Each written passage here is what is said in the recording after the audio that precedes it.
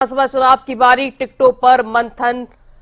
भारी। हरियाणा चुनाव समिति की बैठक का दूसरा दिन है। आपको बता दें, लगातार दूसरे दिन टिकटों पर बीजेपी का मंथन लगातार जारी है। 17 जिलों के लिए टिकटों पर कमेटी का मंथन जारी है। पहले दिन 5 जिलों की विधानसभाओं पर चर्चा हुई थी, तो बड़ी जानकारी आपको बता रहे हैं। लगातार 17 जिलों के टिकटों पर मंथन किया जा रहा है। बैठक के पहले दिन गुरुग्राम, फरीदाबाद, पलवल और रेवाड़ी जिलों के पदाधिकारियों को अलग अलग बुलाकर जिलों के राजनीतिक हालातों पर चर्चा की गई। और आपको बता दें, ये बैठक जो है वो चल रही है, जिसमें बाकी के सभी जिलों के पदाधिकारियों को बुलाकर उनसे चर्चा की जाएगी। पहले दिन बैठक में 5 जिलों को लेकर चर्चा हुई थी और आज 17 जिलों के लेकर विधानसभा क्षेत्रों पर चर्चा की जाएगी और चर्चा चल रही है। आपको बता दें, हरियाणा चुनाव समिति की बैठक का आज दूसरा दिन है।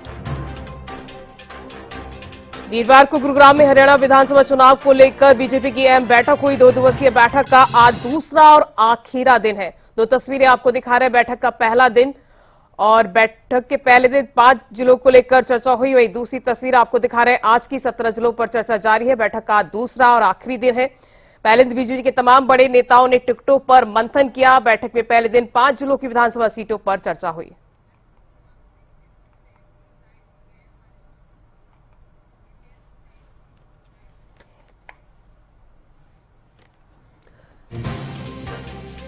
तो ज्यादा जानकारी के लिए गुरुग्राम से मेरे सहयोगी हितेंद्र लाइव जुड़ चुके हैं। हितेंद्र, सबसे पहले तो आपसे मैं अपडेट लेना चाहूंगी,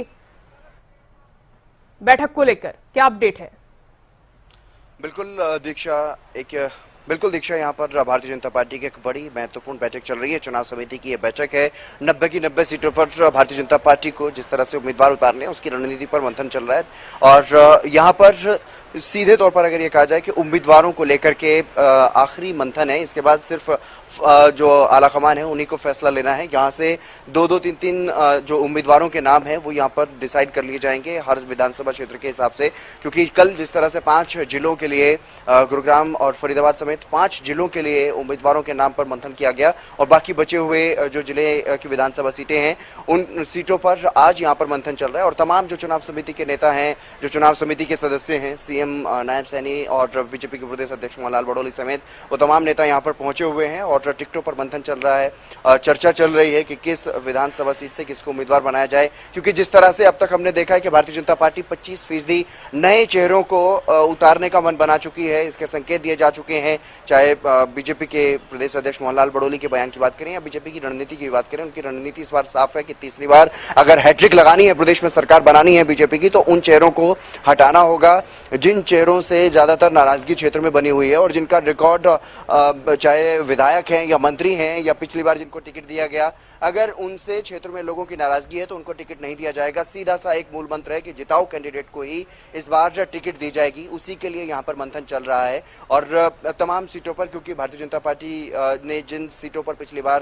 भारतीय जनता पार्टी हार गई थी वहां पर बहुत ज्यादा मेहनत की है। कई नेताओं को वहां पर लगाया गया, ग्राउंड पर भेजा गया ताकि वहां पर माहौल बनाया जा सके बीजेपी के पक्ष में। तो इस तरह से कई उम्मीदवार हर सीट पर बने हुए हैं। करीब 5 से ज्यादा जो उम्मीदवार हैं वो हर सीट पर बताए जा रहे हैं कि मजबूत उम्मीदवार जो हैं वो वहां पर काम कर रहे हैं और बीजेपी के पक्ष में माहौल बनाने का उन्होंने काम किया है। जो सीटें बीजेपी हारी थी उन पर मुख्य फोकस इस बार युवाओं पर मुख्य फोकस है और महिलाओं पर मुख्य फोकस है भारतीय जनता पार्टी का। तो ऐसे में जो तमाम उम्मीदवार वहां पर जो हैवी कैंडिडेट दिखाई देंगे, जो जिताऊ कैंडिडेट दिखाई देंगे, जो नए चेहरे हैं, उनको वहां पर मौका दिए जाने की संभावनाएं जताई जा रही हैं और उसी पर यहां पर मंथन चल रहा है। कल भी जिस तरह से महत्वपूर्ण मीटिंग यहां पर हुई, पहला दिन था चुनाव समिति की बैठक का, हालांकि कल देर शाम बैठक हुई और आज ये बैठक चल रही है। सुबह 11 बजे से ये बैठक शुरू हो गई थी, अभी तक यहाँ पर बैठक चल रही है, मंथन चल रहा है। और क्योंकि आज लगभग 70 से ज्यादा सीटों पर मंथन होना है, विधानसभा क्षेत्रों पर मंथन होना है। कल 5 जिलों की सीटों पर मंथन हुआ और आज 17 जिलों की विधानसभा सीटों पर मंथन चल रहा है। तो ऐसे में ये मंथन जो है वो बेहद महत्वपूर्ण है और कोई जल्दबाजी इस बार बीजेपी की तरफ से दिखाई नहीं जा रही है। जिस तरह से लोकसभा के लिए उम्मीदवारों का ऐलान बहुत पहले कर दिया गया था, चुनाव अनाउंस होने से पहले ही कर दिया गया था, लेकिन इस बार ऐसी कोई जल्दबाजी बीजेपी दिखा नहीं रही है। पूरी तरह से सोच समझ करके हर तरीके से, हर एंगल से कैंडिडेट पर विचार विमर्श करने के बाद ही अंतिम फैसला लिया जाएगा। जिताऊ कैंडिडेट्स को ही टिकट दी जाएगी और टिकटों के अनाउंस के लिए बताया जा रहा है कि करीब करीब 2 से 5 दिन और अभी लग सकते हैं, यानी कि इस महीने के अंत तक पहली सूची जो है वो भारतीय जनता पार्टी की तरफ से जारी की जा सकती है और उसमें ये देखना होगा कि कितने उम्मीदवारों के नाम जो है वो शामिल होंगे। दीक्षा। हितेंद्र, क्या इस को लेकर महिलाओं पर भी खास ध्यान रखा गया है इस बार? हाँ बिल्कुल दीक्षा, क्योंकि जिस तरह की जो अगर हम देखें लोकसभा में जिस तरीके से एक विशेष सत्र बुला करके महिलाओं के लिए एक अलग से कानून बनाने की बात जो है वो केंद्र की मोदी सरकार ने पिछली बार की थी, तो ऐसे में इस बार हरियाणा में क्योंकि लोकसभा चुनाव में किसी महिला को कैंडिडेट नहीं बनाया गया, तो ऐसे में माना जा रहा है कि इस बार विधानसभा चुनाव में महिलाओं पर भी विशेष फोकस किया जाएगा। और पिछले कुछ दिनों में हमने देखा भी है, जब से चुनाव आचार संहिता लागू हुई है प्रदेश में, उसके बाद घोषणाओं की रफ्तार बिल्कुल रुक गई है क्योंकि घोषणाएं नहीं कर सकती सरकार। लेकिन उससे पहले हमने देखा कि महिलाओं के लिए चाहे तीज के त्योहार की बात हो या रक्षाबंधन की बात हो, किस तरह से महिलाओं के लिए सौगातों का पिटारा सरकार ने खोला, प्रदेश की नायब सैनी सरकार ने खोला। तो उससे साफ तौर पर यह झलकता है कि कहीं ना कहीं युवाओं और महिलाओं पर विशेष फोकस इस बार रहने वाला है ताकि तीसरी बार जीत हासिल की जा सके। लेकिन उन्हीं महिलाओं को टिकट दिया जाएगा, उन्हीं महिलाओं पर भरोसा जताया जाएगा चुनावी मैदान में जो जिताऊ कैंडिडेट हों, क्योंकि भारतीय जनता पार्टी पूरी तरह से जानती है जिस तरह से लोकसभा चुनाव में 5 सीटों का नुकसान हुआ भारतीय जनता पार्टी को। पहले 10 की 10 सीटों पर बीजेपी के ही सांसद थे, लेकिन लोकसभा चुनाव में 5 सांसद रह गए हैं, 5 सीटों पर हार हुई है। तो उसके बाद भारतीय जनता पार्टी पूरी तरह से अलर्ट है, सतर्क है और इसीलिए हर वर्ग पर फोकस किया गया। लोकसभा चुनाव में 5 सीटों का नुकसान होने के बाद सीएम नायब सैनी जिस तरह से फ्रंट फुट पर आकर के खेले, जिस तरह से उन्होंने एक के बाद एक कई घोषणाएं की, उससे साफ झलकता है कि हर वर्ग, चाहे वो ग्रामीण क्षेत्र हो, सरपंच हो, किसान हो या फिर महिलाएं हो, युवा हो, बुजुर्ग हो, हर क्षेत्र में हर वर्ग पर एक तरह से फोकस जो है वो बनाया भारतीय जनता पार्टी की सरकार ने। केंद्र की सरकार और प्रदेश की नायब सैनी सरकार ने जिस तरह से उसके बाद काम किया लोकसभा चुनाव के परिणाम के बाद, उससे साफ तौर पर ये झलकता है कि किसी भी वर्ग को नाराज करने या उसे इग्नोर करने की स्थिति में बीजेपी नहीं है। अगर तीसरी बार सरकार में आना है, तीसरी बार सरकार बनानी है, क्योंकि राहें बिल्कुल आसान नहीं है। लोकसभा चुनाव के परिणाम के बाद कांग्रेस पूरी तरह से आक्रामक मोड में नजर आ रही है और कांग्रेस की तरफ से जिस तरह की रणनीति बनाई जा रही है उसी की काट करने के लिए सरकार में रहते हुए बीजेपी की तरफ से पूरे प्रयास ये किए गए हैं कि कांग्रेस की हर रणनीति को नाकाम किया जा सके और कांग्रेस को पछाड़ते हुए तीसरी बार हैट्रिक लगाई जा सके। उसके लिए भरसक प्रयास बीजेपी की सरकार ने किए हैं और अब क्योंकि अंतिम जो दांव लगाना है वो कैंडिडेट उतार करके, कैंडिडेट किस तरह के हों, कैंडिडेट इतने ज्यादा मजबूत हों, कैंडिडेट की छवि अच्छी हो, कैंडिडेट जिताऊ हो, लोकप्रिय हो क्षेत्र में, इस तरह के तमाम प्रयास रहेंगे। और चाहे मंत्री है कोई या विधायक है या पूर्व कोई चुनाव लड़ चुके हैं पहले, इस तरह के जो भी नेता, जो क्षेत्रीय नेता हैं, किसी विधानसभा सीट पर अपना अच्छा प्रभाव रखते हैं, लेकिन अगर उनकी छवि अच्छी नहीं है, वो जिताऊ बीजेपी को जिताने की स्थिति में नहीं है, तो ऐसा संभव है कि उनकी टिकट काट दी जाए, चाहे वो मंत्री ही क्यों ना हो। क्योंकि पिछली बार के विधानसभा चुनाव में भी हमने देखा था सिर्फ 2 या 3 ऐसे चेहरे थे जो कैबिनेट के चेहरे थे और वही जीत करके वापस आए थे, बाकी कैबिनेट के चेहरों को हार का सामना करना पड़ा था। तो इसमें कोई संकोच बीजेपी नहीं करेगी कि अगर उनका कोई मंत्री भी है और उसकी टिकट काटनी पड़ती है, ऐसा उनके क्षेत्र में उनका फीडबैक मिल रहा है, क्योंकि फीडबैक पर जरूर ध्यान दिया जा रहा है बीजेपी की तरफ से। चाहे चुनाव प्रबंधन समिति की बैठक जो रोहतक में हुई उसकी बात करें या फिर अब चुनाव समिति की जो बैठक गुरुग्राम में हो रही है, आज दूसरा दिन है इस बैठक को, इसमें भी फीडबैक पर जरूर चर्चा की जा रही है। हर क्षेत्र में किस विधायक का क्या कुछ रिपोर्ट कार्ड रहा है, क्या उसके लिए फीडबैक है, उसके बारे में पहले ही विधानसभा स्तर पर जाकर के बैठकें की जा चुकी हैं। चाहे चुनाव प्रभारी धर्मेंद्र प्रधान की हम बात करें या फिर बीजेपी के जो प्रदेश प्रभारी हैं सतीश पूनिया, वो भी लगातार अलग अलग विधानसभा क्षेत्रों में गए हैं, अलग अलग जिला स्तर पर, विधानसभा स्तर पर उन्होंने बैठकें की हैं, फीडबैक लिया है अपने नेताओं से, कार्यकर्ताओं से, पदाधिकारियों से। उसके आधार पर ही मंथन किया जा रहा है और जो दावेदार हैं उनकी लिस्ट तैयार की गई है। जितने भी दावेदार हैं उन दावेदारों में से जो मुख्य दावेदार दिखाई दे रहे हैं, जो जिताऊ दावेदार दिखाई दे रहे हैं, उन्हीं के नामों पर मंथन किया जा रहा है, चर्चा की जा रही है और हर सीट पर 2 या 5 उम्मीदवारों तक का एक लिस्ट बनाई जाएगी और उसको आलाकमान के पास भेजा जाएगा। दिल्ली में उसके लिए बैठक होगी, दिल्ली में आलाकमान की तरफ से, पार्लियामेंट्री बोर्ड की तरफ से फाइनल मोहर उम्मीदवारों के नाम पर लगाई जाएगी और जिनके नाम पर फाइनल मोहर आलाकमान की तरफ से लगाई जाएगी उनके नाम का ऐलान कर दिया जाएगा, टिकट उनको दे दिया जाएगा। इस पर चर्चा हो रही है लगातार और उम्मीद है कि इस हफ्ते के लास्ट तक, इस हफ्ते के अंत तक या फिर अगस्त महीने के अंत तक जो है एक पहली सूची भारतीय जनता पार्टी की देखने को मिल सकती है। हितेंद्र, जैसे कि आपने कहा कि राहें बीजेपी के लिए आसान नहीं है और इसी को लेकर बीजेपी लगातार रणनीति तैयार कर रही है, चर्चा कर रही है और किसको टिकट दिया जाए इसको लेकर तमाम तरह की चर्चाएं की जा रही है। लेकिन क्या जो सिटिंग विधायक का टिकट कट सकता है, इसको लेकर क्या जानकारी है आपके पास हितेंद्र? हाँ बिल्कुल, ये साफ तौर पर ये संकेत दे चुके हैं बीजेपी के प्रदेश अध्यक्ष मोहनलाल बड़ौली। हमने अपने चैनल पर ये बाइट उनका बयान उनका सुनवाया है। कई बार उन्होंने इस तरह की बात कही है, इस तरह के संकेत उन्होंने दिए हैं कि 25% नए चेहरों को टिकट मिलेगी। यानी कि साफ है, जिन चेहरों को पिछली बार चुनावी मैदान में उतारा गया था उनमें से 25% तो कम से कम बदलेंगे और उससे ज्यादा भी बदले जा सकते हैं, क्योंकि बीजेपी जिस रणनीति पर काम कर रही है, जिस तरह से लगातार मंथन किया जा रहा है। हालांकि हर बार बीजेपी तमाम जो महत्वपूर्ण पहलू हैं उनको ध्यान में रखते हुए अपने उम्मीदवारों का चयन करती है, लेकिन कांग्रेस ने जिस तरह का आक्रामक रवैया दिखाया लोकसभा चुनाव 2024 में, जिस तरह से उन्होंने जिताऊ उम्मीदवार उतारे, बीजेपी पहले क्योंकि अपने उम्मीदवारों का ऐलान कर चुकी थी, तो ऐसे में बीजेपी ने बाद में कोई बदलाव नहीं किया और कांग्रेस ने जिस तरह के उम्मीदवार उतारे उसका उन्हें सफल परिणाम भी देखने को मिला। 5 सीटों पर कांग्रेस की जीत हुई है। तो ऐसे में इस बार बिल्कुल जल्दबाजी में नहीं है भारतीय जनता पार्टी और पूरी तरह से अलर्ट है, सतर्क है। इसीलिए 25% चेहरे बदलने की बात भी बीजेपी की तरफ से कही गई है और उनमें कोई बड़ा मंत्री भी हो सकता है, कोई बड़ा चेहरा जिसकी ये उम्मीद भी ना की जा सके कि उसका भी टिकट कट सकता है, उनमें से किसी का भी टिकट कट सकता है, चाहे वो कोई भी मंत्री है, कैबिनेट मंत्री है या राज्य मंत्री है या फिर कोई भी वरिष्ठ नेता है भारतीय जनता पार्टी का, उनकी टिकट भी इस बार कट सकती है। कोई जरूरी नहीं है कि जिसको पिछली बार जिस विधानसभा क्षेत्र से टिकट मिली हो उनको वहीं से इस बार टिकट मिले। ऐसा भी हो सकता है कि जिस विधानसभा क्षेत्र से पिछली बार टिकट मिली हो उससे दूसरी जगह से इस बार उन्हें विधानसभा चुनाव में मैदान में उतारा जा सके। यानी कि बहुत ज्यादा बदलाव जो है इस बार देखने को मिल सकता है भारतीय जनता पार्टी की तरफ से। जिस तरह के संकेत अभी तक मिल रहे हैं उसके आधार पर तो ऐसा ही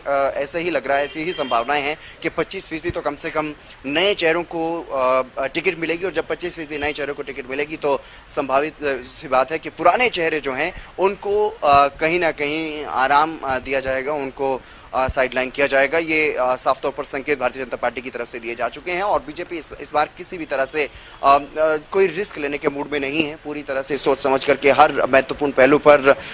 किसी भी उम्मीदवार को जांच परख करके उसके बाद ही जो खरा उतरता हुआ दिखाई देगा, जो जिताऊ कैंडिडेट लगेगा, जो ये ऐसा लगेगा कि ये पूरी तरह से जीतने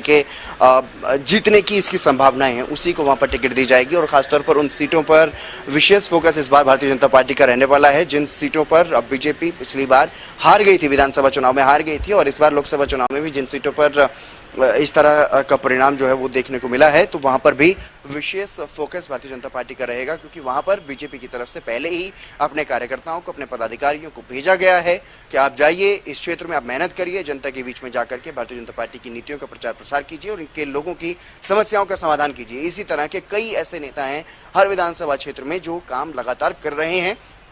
करते रहे हैं और समस्याओं का समाधान करवाते रहे हैं लोगों का। तो ऐसे में यह माना जा रहा है कि जिन सीटों पर पिछली बार बीजेपी हार गई थी उन सीटों पर इस बार अच्छा रिस्पांस भारतीय जनता पार्टी को मिल सकता है, ऐसी संभावनाएं जताई जा रही हैं। इस तरह का फीडबैक जो है वो नेताओं को मिला है, क्योंकि इन बैठकों में हर जिले के, हर विधानसभा क्षेत्र के उन नेताओं को बुलाया जा रहा है जो वहां पर काम कर रहे थे, उनसे फीडबैक लिया जा रहा है और फीडबैक लेने के आधार पर जिस भी कैंडिडेट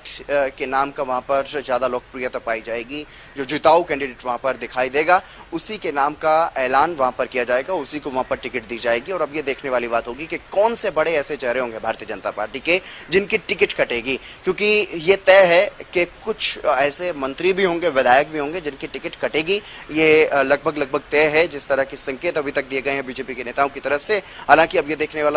देखना दिलचस्प रहेगा कि कौन कौन से ऐसे बड़े चेहरे हैं, कौन कौन से वो कैबिनेट मंत्री हैं जिनका टिकट कटता है। और इस विधानसभा के सियासी दंगल में जो लोकसभा चुनाव में कैंडिडेट्स हारे हैं या जो सांसद जिनको टिकट नहीं दी गई, जिनके टिकट कट गए थे, उनको भी विधानसभा चुनाव में मौका दिया जा सकता है। हालांकि ये देखने वाली बात होगी कि कौन सी सीट से किस नेता को टिकट दी जाएगी, इसके लिए अभी इंतजार करना होगा। लगभग अगस्त के आखिरी दिन तक भी, ये अगस्त के बिल्कुल लास्ट तक ही पहली सूची जो है वो भारतीय जनता पार्टी की तरफ से जारी की जा सकती है, क्योंकि कांग्रेस की तरफ से भी इसी तरह के संकेत हैं कि अगस्त के अंत तक ही पहली सूची जारी आएगी। तो ऐसा भी हो सकता है कि बीजेपी पहले इंतजार करे कांग्रेस का, कांग्रेस जिन सीटों पर जिन्हें उम्मीदवार बनाएगी उनके हिसाब से, उनके आधार पर कि कौन किस उम्मीदवार को हरा सकता है, उसके आधार पर भी फैसला लिया जा सकता है। ऐसा भी हो सकता है कि कांग्रेस की पहली सूची का इंतजार बीजेपी करे, लेकिन इस बार यह बिल्कुल साफ है कि बीजेपी पूरी तरह से सतर्क है, अलर्ट है और किसी भी तरह की जल्दबाजी भी नहीं है। इसीलिए पूरी तरह से मंथन किया जा रहा है, एक एक उम्मीदवार पर, एक एक सीट पर पदाधिकारियों को बुलाया जा रहा है, फीडबैक लिया जा रहा है और जिताऊ कैंडिडेट के नाम की पहचान की जा रही है। और जो शुरुआती 2, 3 या 5 उम्मीदवार हैं, दावेदार हैं, उनकी लिस्ट बना करके ही आला कमान को भेजी जाएगी। दीक्षा हितेन, केंद्रीय चुनाव समिति की बैठक 25 अगस्त को होगी और इसके बाद 26 या 27 अगस्त को उम्मीदवारों की पहली सूची जारी हो सकती है। हाँ, बिल्कुल ये माना जा रहा है कि जैसे ही केंद्रीय चुनाव समिति की बैठक होगी तो उसके बाद कभी भी ये सूची जो है वो जारी हो सकती है। लेकिन जिस तरह की परिस्थितियां बन रही हैं, जिस तरह के समीकरण बन रहे हैं, उससे ऐसा लग रहा है कि और भी थोड़ा बहुत लेट हो सकता है, क्योंकि जैसा मैंने बताया कि ऐसा भी हो सकता है बीजेपी इस तरह की रणनीति अपनाए कि पहले कांग्रेस लिस्ट जारी करे, उसके बाद उस हिसाब से लिस्ट जारी करें, या फिर अगर बीजेपी की जो पहली लिस्ट जारी होगी जहां पर जिन विधानसभा क्षेत्रों में बीजेपी के कैंडिडेट्स पूरी तरह से हैवी कैंडिडेट दिखाई देंगे और पूरी तरह से ऐसा लगेगा कि ये किसी भी सूरत में, किसी भी हाल में जीत दर्ज कर लेंगे, तो ऐसा भी हो सकता है कि 26 से 27 तारीख को एक पहली लिस्ट जारी कर दे जिसमें 30 से 40 उम्मीदवारों के नाम घोषणा उनकी की जाए ऐसे विधानसभा क्षेत्रों पर जहां बीजेपी अपनी जीत जो है वो सुनिश्चित मान रही हो,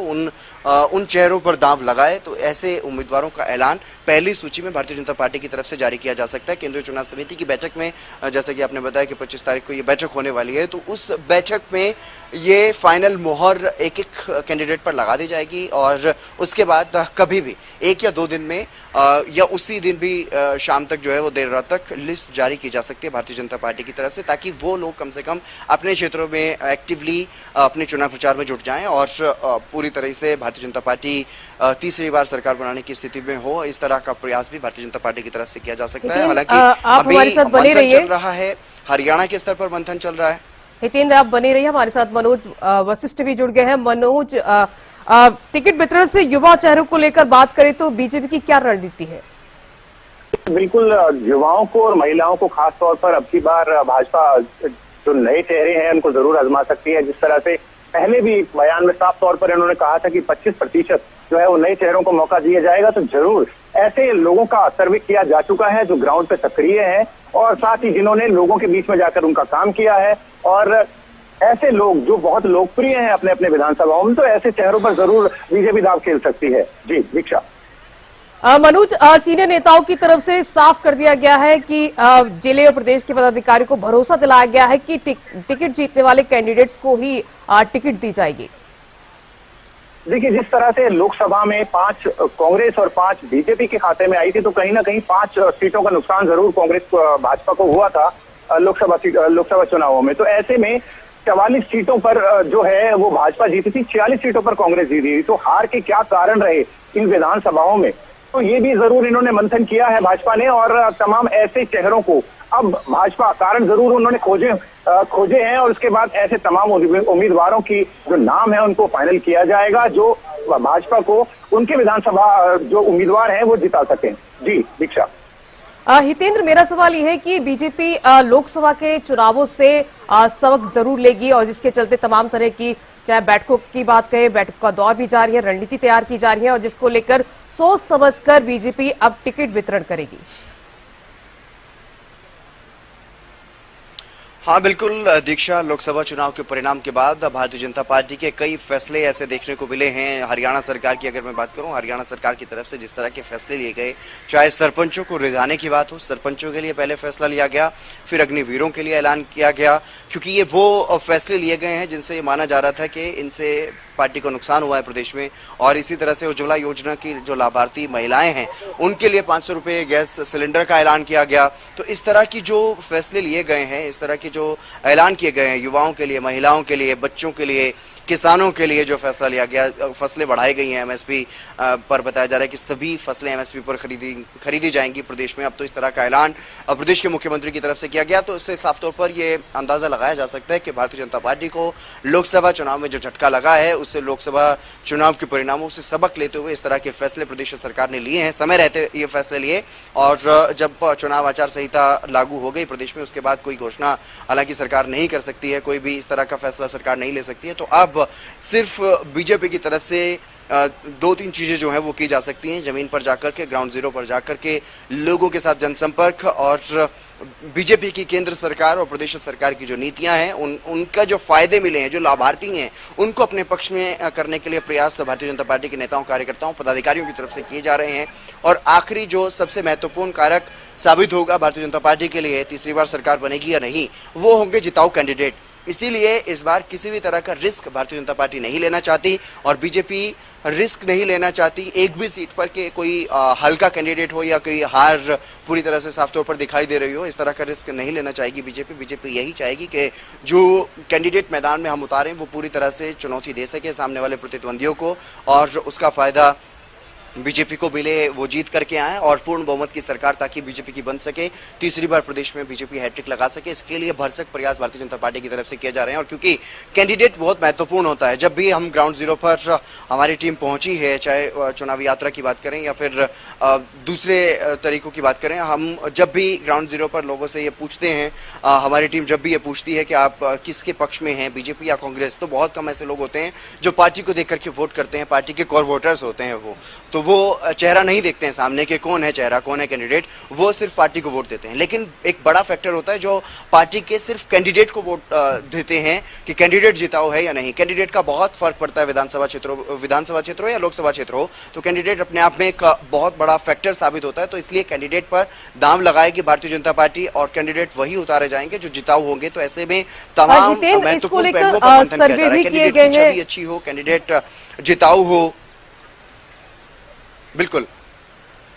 सर्वे लगातार किए जा रहे हैं भारतीय जनता पार्टी की तरफ से, और इतना ही नहीं, सिर्फ बीजेपी की तरफ से सर्वे नहीं किए जा रहे हैं, बल्कि आरएसएस के साथ भी पहले हमने देखा कि दिल्ली में मंथन हुआ, फरीदाबाद में मंथन हुआ, हालांकि सीक्रेट रखी गई मीटिंग, लेकिन साफ तौर पर समझ में आता है कि बीजेपी कितना सीरियसली इस बार हरियाणा के विधानसभा चुनाव को देख रही है। आरएसएस के साथ जिस तरह की तल्खियों की बातें सामने आ रही थी, उसके बाद आरएसएस को भी बनाने के प्रयास किए गए, आरएसएस के साथ भी संबंध अपने ठीक किए गए हैं बीजेपी की तरफ से। और उसके बाद हरियाणा चुनाव में पूरी तरह से ये प्रयास किया जा रहा है कि आरएसएस की बात हो या फिर तमाम जो वर्ग जो जिनकी नाराजगी की बातें सामने आ रही थी लोकसभा चुनाव में, जिसका खामियाजा भी भारतीय जनता पार्टी को भुगतना पड़ा है, तो वो तमाम महत्वपूर्ण पहलुओं पर काम भारतीय जनता पार्टी ने अभी तक किया है। अब सिर्फ एक चीज पर काम, मेन फैक्टर जो है, कैंडिडेट जिताऊ होना चाहिए, कैंडिडेट की छवि अच्छी होनी चाहिए, कैंडिडेट की जनता में पकड़ अच्छी होनी चाहिए क्षेत्र में, जिसने क्षेत्र में ज्यादा काम किया होगा, जो लोगों के बीच में ज्यादा रहा होगा, जिसकी भी ज्यादा पकड़ किसी भी विधानसभा क्षेत्र में रही होगी, सर्वे के आधार पर जो भी पहले नंबर, दूसरे या तीसरे नंबर पर आएगा। अब उसमें यह तो देखने वाली बात होगी कि उन शुरुआती 3 या 5 चेहरों में किसकी लॉटरी लगेगी, किस पर आलाकमान की तरफ से मोहर लगाई जाएगी, लेकिन शुरुआत के 2 से 5 चेहरे वही सामने रखे जाएंगे लिस्ट में, और उन्हीं को केंद्रीय आलाकमान के पास जो है वो भेजा जाएगा, केंद्रीय चुनाव समिति के पास भेजा जाएगा, उसमें आखिरी फैसला लिया जाएगा, उसमें आखिरी मोहर लगेगी। और ये देखने वाली बात होगी कि किन किन की टिकट इस बार कटेगी। जो मंत्री जो सक्रिय नहीं रहे हैं अपने अपने विधानसभा क्षेत्रों में, जिनकी छवि ठीक नहीं है, जिनके ये चांसेस हैं कि वो वहां से इस बार हार सकते हैं, तो उनकी टिकट कटना लगभग तय मानिए, चाहे वो कितना भी बड़ा कद क्यों ना रखता हो, कैबिनेट में कितना भी बड़ा कद क्यों ना रखता हो पार्टी में, और उनके लिए कहीं ना कहीं मुश्किलें खड़ी होने वाली हैं, उनके लिए मुश्किलें पैदा होने वाली हैं। जैसी सर्वे रिपोर्ट सामने आएगी, जैसी फीडबैक सामने आएगी, उसी के आधार पर भारतीय जनता पार्टी की तरफ से टिकटों का आवंटन किया जाएगा, जिससे साफ तौर पर ये संकेत मिल चुके हैं कि इस बार कई बड़े चेहरों की भी टिकट कटने वाली है। दीक्षा जी, तो हितेंद्र, साफ तौर पर बीजेपी की तरफ से कह दिया गया है कि जिताऊ कैंडिडेट को ही टिकट दी जाएगी। तमाम जानकारी साझा करने के लिए हितेंद्र और मनोज, आप दोनों का बहुत बहुत शुक्रिया।